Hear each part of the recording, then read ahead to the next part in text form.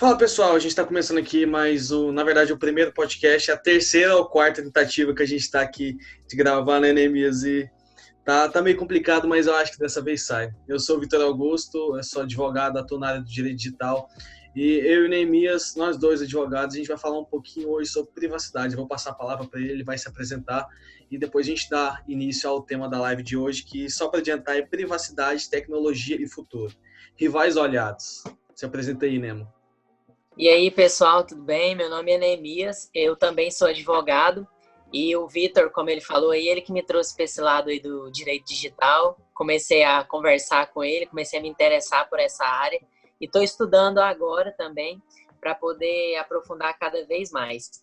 O nosso tema desse debate aqui de hoje é sobre privacidade, tecnologia e futuro, rivais ou aliados. Exato. Ou seja, nós vamos tentar trazer para vocês a nossa ponto visão, nosso ponto de vista, o que o direito digital diz, assim como existe o direito civil, o direito do trabalho, entendeu? Também tem o direito digital, que está nascendo agora, ou até mesmo tem um tempo, só que está crescendo cada vez mais, para poder regular essas relações da internet, esses crimes cibernéticos, esse tipo de coisa. Aí nós vamos tentar contextualizar alguns casos da atualidade e trazer a nossa perspectiva para vocês. Exato. O tema de hoje, então, é privacidade, tecnologia e futuro. Rivais ou aliados. E já vamos passar logo para o primeiro tópico, então, que é qual a importância da privacidade nos dias atuais? Quais consequências podem levar à obtenção irregular de dados? E aí, Nemo, o que você tem para falar sobre esse primeiro tópico para a gente? Olha, eu acredito que é assim. Hoje, todo mundo tem um celular, todo mundo tem um computador, todo mundo se comunica de alguma forma. E o nosso celular, nós temos Instagram, Facebook, WhatsApp, Twitter, redes sociais diversas, TikTok, qualquer que seja. Essas redes sociais, por exemplo, elas guardam nossos dados ou a nossa característica. Por exemplo, o nosso endereço, de qual aparelho nós entramos nessas redes sociais, ou o que nós gostamos, o que nós curtimos, o que nós compartilhamos, o que não gostamos. É como se fosse um perfil, entendeu? E eu acredito que a privacidade nisso é de extrema importância. Na nossa carteira, por exemplo, tem seu CPF, identidade, digamos que seu título de eleitor, reservista, todos os seus documentos. Ninguém tem acesso à sua carteira e fica mexendo, é uma coisa particular. Exato. E as pessoas terem empresas privadas ou até mesmo o Estado ter acesso a esses dados que ficam nesses aplicativos ou que seja no seu computador, na internet, é a mesma coisa como se estivessem mexendo na sua carteira, estivessem invadindo a sua privacidade, entendeu? Exato. As pessoas têm que entender que os dados, eles são, igual eu gosto de brincar, que é igual o tempo. Que a gente brinca que tempo é dinheiro, os dados também são dinheiro. E as pessoas têm que entender que os dados, eles, nas mãos erradas, como você mesmo já falou em outras oportunidades, eles nas mãos erradas, eles podem causar consequências muito grandes. Por exemplo, uma divisão que eu gosto bastante de fazer em relação a de quem que é o interesse nesses dados? É do Estado? Do interesse privado? É misto, como a gente vai falar ali da Cambridge Analytica, que quem captou foi a iniciativa privada, mas era para usar na iniciativa pública. Então, as pessoas têm que entender que esses dados, eles são muito importantes e pelos meios tecnológicos que a gente tem hoje, celular, computador, que nem você também já falou em outras oportunidades em relação às curtidas. As curtidas, como a gente vai ver também, falando um pouco mais sobre a Cambridge Analytica, 5 curtidas, o Facebook já consegue cadastrar você num perfil e consegue te manipular para convencer você de uma opinião completamente contrária da sua. Com 300 likes, o algoritmo do Facebook te conhece mais que sua esposa que está com você há mais de 10 anos. Então as pessoas têm que entender cada vez mais a importância da proteção desses dados. Por isso que eu defendo muito e acho muito importante ter uma lei que regula a proteção dos dados pessoais. E fico muito triste quando eu vejo que, por exemplo, a Lei Geral de Proteção de Dados, a vigência dela está sendo cada vez mais postergada, está sendo cada vez jogada mais para frente.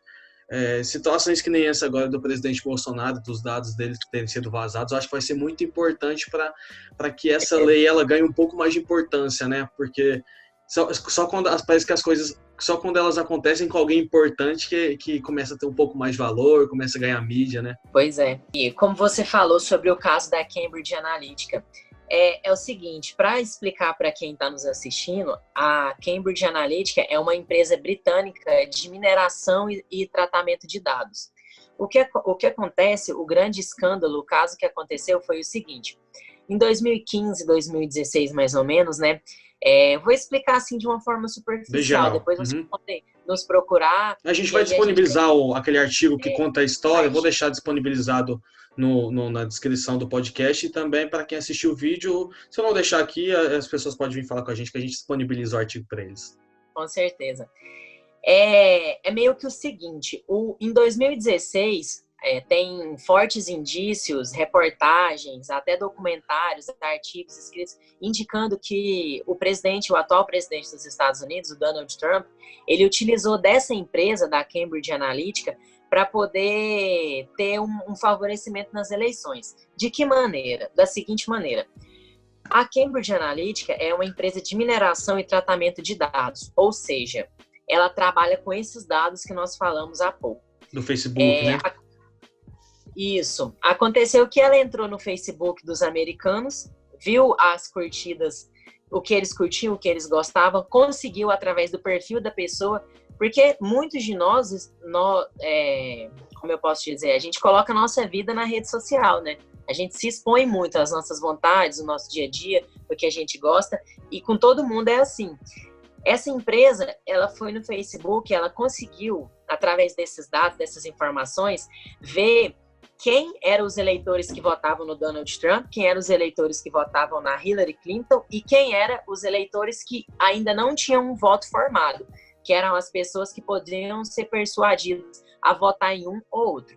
Pegou essas pessoas em alguns estados, em alguns lugares, por zona eleitoral lá, não vou entrar nesse mérito, onde tinha o maior peso o voto, e começou a influenciar essas pessoas através do que elas gostavam. Por exemplo, que criaram fake news do outro candidato a favor do Trump e soltava no perfil dessa pessoa, trazia uma mensagem ou outra, soltava no perfil dessa pessoa, e como essa pessoa não tinha um candidato e era bombardeada com informações que foram retiradas dela própria sem o seu consentimento, elas acabaram sendo persuadidas a votar nesse candidato. Ou seja, como a gente tratou sobre a LGPD, eu quero ver até se você concorda, Vitor. É meio que as pessoas elas foram influenciadas, entendeu? Sem que elas saibam. E hoje nós não temos uma lei, talvez não tenhamos uma lei que proíba isso, entendeu? Esse tratamento de dados e tudo mais. Então, por isso que é interessante a aprovação da LGPD aqui no Brasil e a fortificação desse tipo de legislação, para que não fique terra de ninguém. Sim. Isso pode ter sido, eu acredito, né? A minha opinião é que feriu a democracia nesse caso. Não, com certeza. Foi um roubo de dados, né? Tanto é que o escândalo é de roubo de dados. E que nem a gente estava conversando no nosso bate-papo mais cedo, hoje em dia a gente tem, principalmente, não só, mas principalmente, duas teorias que tentam explicar como vai funcionar esse ambiente do cyberespaço. Ele vai ser entendido como um ambiente completamente diferente, um ambiente onde não tem atuação estatal, onde as pessoas, onde as leis não alcançam, ou se ele vai ser entendido como tem acontecido hoje em dia. As leis elas estão se adequando, as leis já existentes, elas estão se adequando ao cyberespaço, porque se entende que, na verdade, o que acontece no cyberespaço é basicamente a mesma coisa que acontece aqui. A diferença é que é um ambiente virtual. E é muito interessante a gente ver situações que nem essa da Cambridge Analytica, porque a gente percebe que sim, precisamos de atuação estatal, precisamos de leis que regulam, precisamos de uma lei que protege nossos dados pessoais, porque a gente pode ser completamente influenciado. Cara, igual você estava falando agora há pouco da Cambridge, o sistema, o algoritmo é tão potente que você imagina, 300 curtidas, o algoritmo te conhecer mais que a pessoa que convive com você durante mais de 10 anos, entendeu? Parece que tem relatos, eu não sei ao certo quantos likes, mas salvo engano são mais de 400 likes. O algoritmo conhece você mais do que você mesmo, então para você ter uma ideia do nível que está chegando as coisas. Eu estava olhando mais cedo hoje uma reportagem do Rafa Velar, inclusive indicação de podcast, ele falando um pouco, na verdade foi o podcast que é o do CEO dele, eu não sei, mas falando um pouco de novas tecnologias e falando dos smart glasses, que são os óculos, como se fosse a Alexa que a gente tem, mas são os smart glasses, são óculos que eles têm uma tecnologia diferenciada, eles mostram uma temperatura, eles conversam, tem um assistente virtual embutida neles, e para você ter uma ideia da onde a tecnologia está chegando, esses smart glasses, pessoas cegas utilizaram esses smart glasses, e você colocava um objeto na frente do óculos e perguntava que objeto era esse, e o óculos conversava com você e falava que objeto que era. Então, até nisso, tipo, isso vai muito no mesmo sentido das leis que a gente tem hoje, que é de promover a acessibilidade de pessoas, a inclusão de pessoas nesse ambiente virtual. Mas o que eu quero falar não é isso, mas você imagina o nível da tecnologia, aonde as coisas estão chegando. A gente pensar que os dados pessoais, eles não merecem uma proteção é muita ignorância. E é muito engraçado, porque se a gente a gente fica muito fragilizado, né, se não tiver leis que regulam esses tipos de situações. E o caso da Cambridge Analytica, ele foi um caso que ficou famoso porque descobriram. E você imagina quantos outros casos não são descobertos, quantos outros casos são feitos de uma maneira tão perfeita que eles nem chegam ao conhecimento da sociedade, né? Com certeza. E se nós voltarmos um pouquinho nos anos, voltarmos um pouquinho no tempo, nós vamos ver que em um determinado momento do mundo, da humanidade, as relações trabalhistas de trabalho não tinham legislação nenhuma. Sim. Entendeu? Aí, com o decorrer do tempo, foram surgindo novas legislações, novos acordos entre patrão e funcionário, acordos globais que se referem ao direito do trabalho, e foi se fortificando. Sim. Entendeu? E com a internet tem que acontecer dessa maneira, porque antigamente não tinha ninguém, vamos supor, há 10 anos atrás as pessoas não utilizavam a internet como utilizam hoje. Sim. Então, quanto mais recorrente, mais vai surgindo a necessidade de aparecer uma regulamentação Sim. sobre isso, entendeu? Porque trazendo esse caso da Cambridge Analytica pro Brasil, aqui no Brasil nós temos o artigo 5º da Constituição, ele nos dá direito à privacidade. Sim. Nós não podemos ter a nossa privacidade violada. Inclusive, sou um defensor bem forte da privacidade virtual, dessa previsão constitucional da privacidade virtual. Foi mal interromper seu raciocínio e continuar. Não, tudo bem. Se nós temos direito à privacidade também é os nossos dados, a nossa vida tecnológica. Privada. Sim. Privada, no computador. A gente não pode ter também a nossa vida privada assim violada, porque isso torna as pessoas vulneráveis, entendeu? Sim. Porque, olha só, um exemplo que eu pensei. Eu não te conheço. Se eu olho para você, eu não consigo saber o que você gosta, só de olhar para você. Que música você escuta, o que você compra. Agora, se eu tenho uma ferramenta de mineração de dados e eu entro no seu Facebook para ter acesso a essa ferramenta de mineração, para ter acesso aos seus dados, eu consigo... Sua abordagem é outra comigo. Com certeza. Aí, vamos supor, eu vendo canetas. E você é um cara que não gosta de comprar caneta. Então, você gosta de comprar lápis. Se eu descubro através do seu Facebook que você vende lápis, eu não vou te oferecer caneta, eu vou te oferecer exatamente o que você quer comprar, entendeu? Exatamente.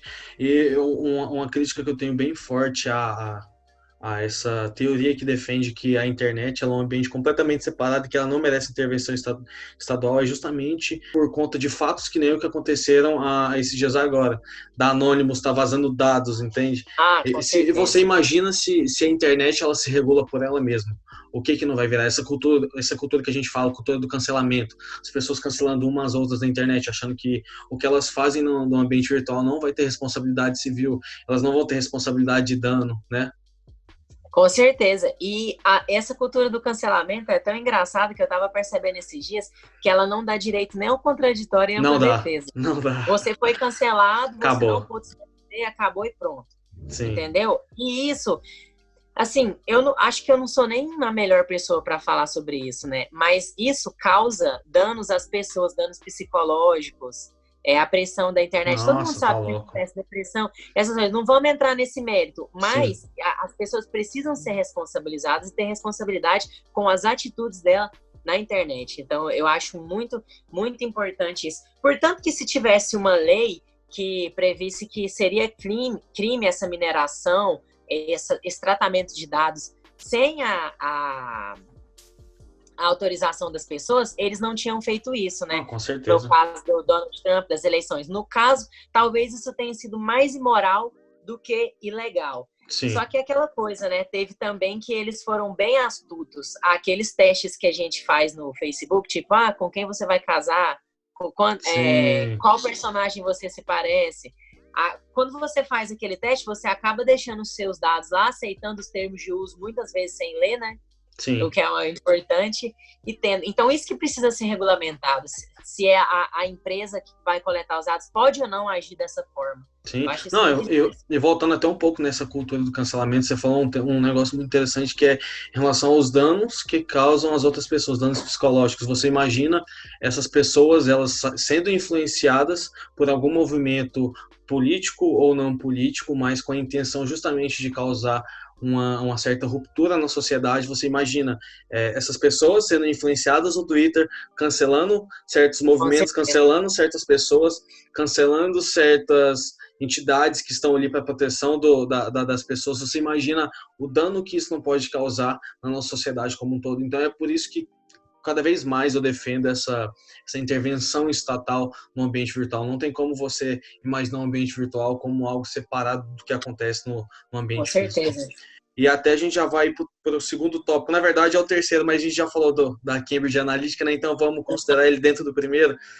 Mas vamos para o terceiro tópico, que é a importância do conhecimento, da força das decisões das influências, né? Eu acho que a gente tem que, como a gente tem ressaltado muito aqui nesse nosso bate-papo, a gente tem que entender que a gente é muito influenciado, é muito influenciável. E ter noção disso não vai fazer com que isso mude, mas eu tenho certeza que vai dar uma dificultada ou vai reduzir muito o nível de influência que a gente sofre, né? Não, com certeza. Quando as pessoas sabem dos seus direitos, é mais difícil enganar esse tipo de pessoa. Voltando mais uma vez ao exemplo do direito do trabalho. Hoje em dia, quem detém o capital, por exemplo, o patrão, ele não Sim, consegue mais enganar o funcionário dele. Não que ele queira, né? Mas sim, numa possível situação, ele não consegue. Por quê? Porque o funcionário sabe, tem cartilhas, tem exato. a lei, ele conhece os seus direitos. E na internet, quando esses direitos começarem a surgir, e os que já têm, o povo precisa entender. Porque, olha só, os meus avós, os meus pais, eles usam o celular. Entendeu? Então eles precisam conhecer, porque às vezes são pessoas que têm um pouco de dificuldade. Meus avós, por exemplo, às vezes nem enxergam muito bem, tem um pouco de dificuldade de termos de uso, essas coisas. Então essas pessoas, elas precisam estar seguradas Sim, com nesse certeza. meio. E, por exemplo, o próprio escândalo, o escândalo da Cambridge Analytica, até o documentário na Netflix, ele fala um pouco sobre a influência que isso teve nas eleições presidenciais também aqui no Brasil com o presidente Jair Bolsonaro, né? E eu acho um negócio muito interessante da gente também tomar cuidado, porque, por exemplo, no caso dos nossos avós, os meus avós, eu cansei de pegar eles divulgando o vídeo que eles recebem no WhatsApp e compartilhando como se fosse verdade, sem saber a fonte, sem saber a intenção, Com sem certeza. saber com qual fundamento aquilo estava sendo informado. E, cara, você tá maluco. Você forma um exército enorme acaba formando dois exércitos enormes ali na De sociedade, fake um news. de cada ponto, com notícias, com fake news, e acaba rompendo a sociedade de uma forma bem silenciosa e bem fortificada. Que nem a gente está falando, essas coisas acontecendo bem, bem estruturadas, bem por baixo do plano. E você imagina se a gente não descobre escândalos que nem esse da Cambridge. Você imagina como que. Porque, cara, se você parar para pensar, as eleições, a forma como as eleições vão ser enxergadas, a forma como as eleições vão ser tratadas, elas foram modificadas completamente depois dessas Com últimas eleições certeza. presidenciais. Elas não vão, a idoneidade do candidato político, a idoneidade de anúncios em redes sociais, ela é enxergada de uma forma completamente diferente. Tanto é que a gente tem hoje aí muito mais forte a figura do estelionato eleitoral, que é o candidato que tenta ali enganar, que eu acho que enquadra bem no caso do Donald Trump, que ele influenciou as pessoas, né? Ele manipulou as pessoas, cada um abordou cada pessoa, por exemplo, ele chegava no branco com a força falando que o branco ele tinha poder, chegava no negro, ao preto, enfim, qualquer que seja a denominação, não vou entrar nesse fator também, e falava que não, que era eles que tinham o poder, e cada um ele tinha uma abordagem, então ele meio que estava manipulando a sociedade pelo lado dele. E você imagina, as eleições elas nunca mais vão ser as mesmas depois de acontecimentos que nem esse, né? E até já passei para o próximo tópico, para a gente manter o bate-papo dinâmico, que é qual é o papel de uma lei de proteção de dados na sociedade digital. Você entende que a lei de proteção de dados ela exerce um papel fundamental numa sociedade que está cada vez mais digital, onde a gente tem uma confusão do que é físico, do que é cibernético? Você entende que é importante a previsão dessa lei? Com certeza. Portanto, que o que você estava falando aí, que houve a utilização de dados para manipulação das pessoas. Ou seja, o intuito de uma eleição, da democracia, seria mais ou menos o seguinte: tem o candidato A, B, C, D. Vamos supor, eu estudo as propostas do A, do B, do C, e falo, ó, o A tá legal, o B também, o C não, o D eu não quero, o A eu quero. Ou seja, eu tomei, de acordo com a democracia, com o meu direito de escolha, o partido para algum candidato. Desse jeito, a pessoa foi bombardeada, é como se tivesse o capetinha falando no ouvido da pessoa. Sim, 24 horas, exatamente. Vota nele, vota nele, vota nele. E o pior disso, ele não estava só pedindo para votar nele, ele estava utilizando desse acesso fácil às pessoas para fazer fake news, notícias inverdades sobre os outros candidatos, entendeu? Exato. Isso que é o pior. Aí agora, então, quando é que a gente vai ter as nossas escolhas? Exato. A gente, então, sempre vai ser manipulado agora, não vai ter nada que regula isso. Todo candidato agora pode contratar uma empresa, recolher dados e fazer isso. Então, por isso que eu acho importante ter uma lei que protege os dados, uma lei que vá regular isso, entendeu? Sim. Porque eu acredito que seja o caso até disso ser banido da política, né? Porque, assim, se for para manipular desse jeito... Eu acho muito difícil, sinceramente. Parece um pouco tendencioso. Eu acho muito difícil, eu vou te falar por quê. Os interesses são muito grandes, é uma ferramenta muito poderosa, entende? E por exemplo, na classificação que eu gosto bastante de falar, assim, por exemplo, cara, você vê tanto a iniciativa pública quanto a privada muito interessada nos dados das pessoas. Por exemplo, nessa época de coronavírus, eu não sei se você teve conhecimento, mas alguns estados, que eu me recorde com certeza, o estado de São Paulo principalmente, ele estava obtendo das empresas telefônicas dados de onde estava tendo, onde as pessoas estavam se acumulando. Isso, exato. Onde estava tendo a aglomeração de pessoas, entende? E você entende o mal que isso pode causar nas mãos erradas é um dado muito importante. Ao mesmo tempo, você tem a iniciativa privada ali o tempo inteiro, essas empresas marqueteiras querendo te vender produtos, te bombardeando com anúncios com base nos dados que você deixa na internet, né, os cookies. Você entra num site de viagem, você pesquisa um destino, você vai ser bombardeado com promoção de viagem daquele destino. Você pesquisa um livro no site da Amazon, você vai ser bombardeado com anúncios daquele tipo. Então, você percebe cada vez mais a necessidade de se regular a proteção de dados para que as pessoas, elas primeiro tenham noção, e segundo, tenham um instrumento mais forte e especializado para tratar desse tipo de situação. O Marco Civil, ele é muito interessante, ele prevê diversos dispositivos que garantem essa segurança da pessoa no ambiente virtual. Só que, especialmente em relação à proteção de dados, a nossa legislação é muito falha. Não só a nossa, eu acho que a do mundo inteiro ela é muito falha. Mas, falando especificamente do Brasil, ela é muito falha. E a gente precisa muito, porque a nossa população ela é uma população muito carente de informação. É uma população que prefere assistir um vídeo ao invés de ler um livro. População que não gosta de ler. Então, ela precisa, e quando eu falo precisa, é bem no sentido certo da palavra precisa. Ela tem que saber para que os dados delas estão sendo usados. Ela tem que saber que os dados delas estão sendo usados, estão sendo captados ali a todo momento, né? E é isso que a gente está tentando passar para as pessoas, né? Para elas poderem ter um pouco de noção. Talvez, assim, nós estamos nos esforçando para tentar passar de uma forma clara, que todo mundo entenda. Inclusive, qualquer dúvida, a gente escolhe, pede que vocês venham conversar com a gente, que é bom até para expandir pensamentos, para que todo mundo saiba o que está acontecendo, entendeu? Porque, cara, olha só para você ver. Os Estados Unidos é um país em que você tem total liberdade. Por exemplo, eu faço o que eu quero, eu uso o que eu quero, eu compro o que eu quero, eu vou onde eu quero, entendeu? É um país completamente, assim, liberal, liberdade econômica, liberdade de ir e vir.